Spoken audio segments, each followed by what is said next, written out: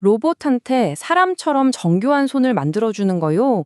이게 왜 로봇공학에서 가장 풀기 어려운 숙제 중 하나로 꼽히는지 아세요? 지금부터 그 비밀을 한번 파헤쳐 보겠습니다. 사실 우리는 로봇이 이미 엄청난 일들을 하고 있다고 생각하잖아요. 거대한 공장에서 정밀하게 자동차를 뚝딱뚝딱 만들고 심지어는 저 멀리 화성 같은 행성 표면을 돌아다니면서 탐사까지 하니까요. 그런데 말이죠. 이런 건 어떨까요? 공장에서 이렇게 대롱대롱 흔들리는 커넥터를 딱 꽂는 아주 단순한 작업.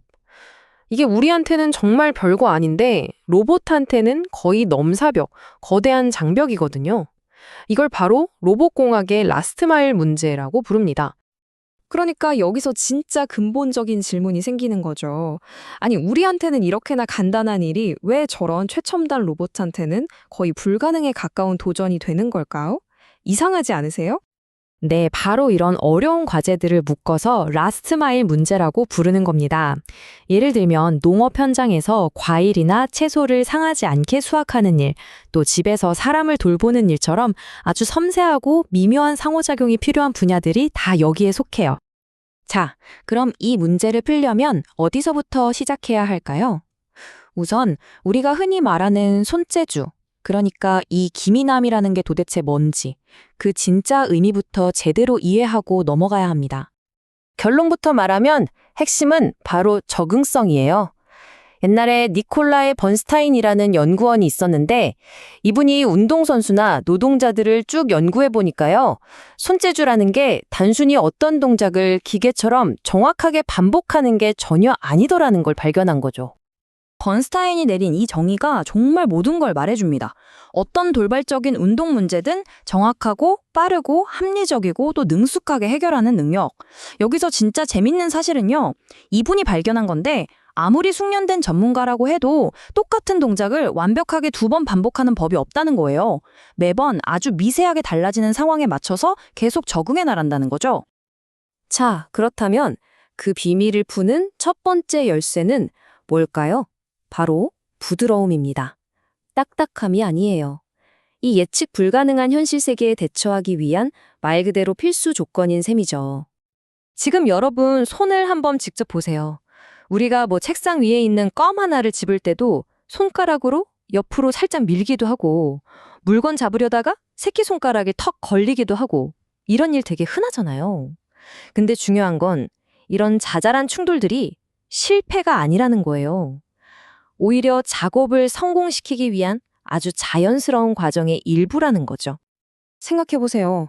딱딱한 의수는 아주 작은 충돌에도 그냥 바로 실패해버리지만 요즘 나오는 새로운 부드러운 손은 완전히 달라요. 이런 충돌을 실패했다가 아니라 여기에 뭐가 있구나 하는 정보로 받아들이는 거죠. 그러면서 훨씬 쉽게 물건을 잡아냅니다. 자, 이제 두 번째 비밀로 넘어가 볼게요. 이건 단순히 손의 재질, 그러니까 딱딱하냐 부드럽냐의 문제를 넘어섭니다. 바로 우리가 세상을 어떻게 만지는가, 즉 접촉에 대한 생각 자체를 완전히 바꾸는 거예요. 이게 정말 중요한 생각의 대전환인데요. 예전 로봇 공학에서는 접촉을 그냥 하나의 점으로만 생각했어요. 콕 찍는 거죠. 하지만 우리 손을 보세요. 우린 넓은 면으로 물체를 부드럽게 감싸잖아요. 바로 이 작은 차이가 로봇이 물건을 유연하고 안정적으로 잡을 수 있느냐 없느냐를 결정하는 겁니다. 그래서 나온 새로운 접근법이 아주 기가 막히고 직관적이에요. 이걸 데칼 방식이라고 부르는데 비유하자면 이렇습니다. 우리가 어떤 물건을 잡았을 때 손바닥에 닿는 면적 있죠? 그 모양 그대로 스티커, 즉 데칼을 떼어내서 로봇 손에 그대로 착 붙여주는 거예요. 이렇게 하니까 그 복잡했던 잡기 정보를 아주 간단하게 로봇한테 전달할 수 있게 된 거죠.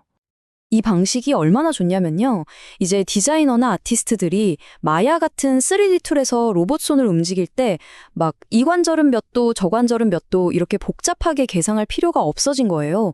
그냥 잡고 싶은 면을 그림 그리듯이 쓱 칠해주기만 하면 로봇이 알아서 그 모양대로 잡는 거죠.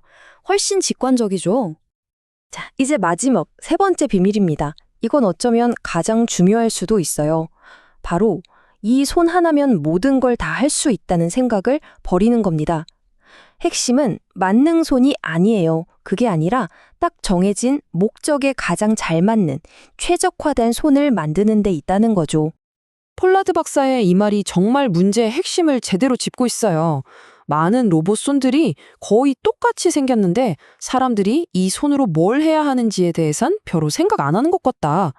실제로 보면요, 엄청나게 비싸고 복잡하게 만든 만능 로봇 손이 정작 주먹 쥐는 것 같은 기본적인 동작도 제대로 못하는 경우가 허다해요. 왜냐? 목적 없이 그냥 복잡하게만 만들었기 때문이죠. 이게 바로 그런 설계의 한계입니다. 그래서 해결책은 뭐냐? 바로 목적 기반 설계입니다. 예를 들어서 점토를 조각하는 로봇 손을 만든다고 한번 상상해 보세요. 이 손이 피아노를 칠 필요는 없잖아요. 그냥 점토를 꼬집고 누르고 펴는 이 세 가지 핵심 동작만 기가 막히게 잘하면 되는 거예요. 그러면 컴퓨터가 수천, 수만 개의 디자인 후보 중에서 이 세 가지 동작을 가장 효율적으로 할 수 있는 단 하나의 완벽한 디자인을 찾아내 주는 거죠. 자, 지금까지 알아본 이 세 가지 비밀들, 부드러움, 접촉, 그리고 목적. 이게 그냥 이론으로만 그치는 게 아니에요. 이제 이게 어떻게 실험실 밖으로 나와서 실제 세상에 영향을 미치고 있는지 한번 같이 보시죠.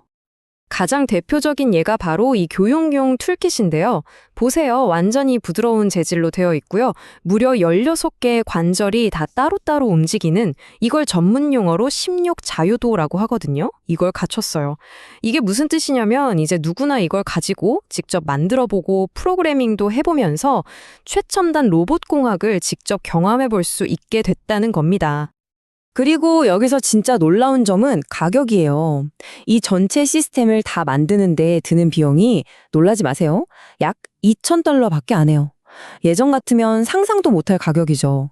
그러니까 첨단 로봇 연구를 할 수 있는 문턱을 정말 확 낮춰버린 셈입니다. 그리고 이런 원리들이 그냥 교육용으로만 쓰이는 게 아니에요. 혹시 기억나세요?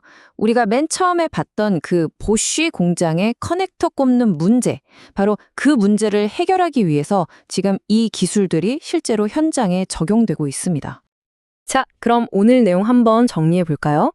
첫째, 진짜 손재주는 그냥 정밀한 게 아니라 예측 불가능한 상황에 적응하는 능력이라는 거. 둘째, 그걸 위해선 딱딱한 손이 아니라 부드러운 손이 필수라는 거. 셋째, 접촉을 점이 아니라 면으로 봐야 한다는 것. 이게 진짜 게임 체인저였죠.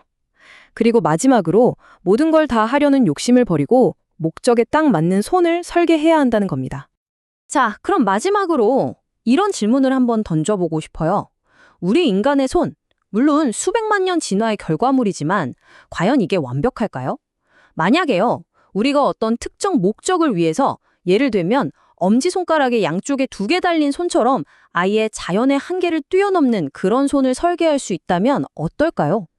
어쩌면 로봇손의 미래는 이제 우리의 상상력에 달려있는지도 모르겠습니다.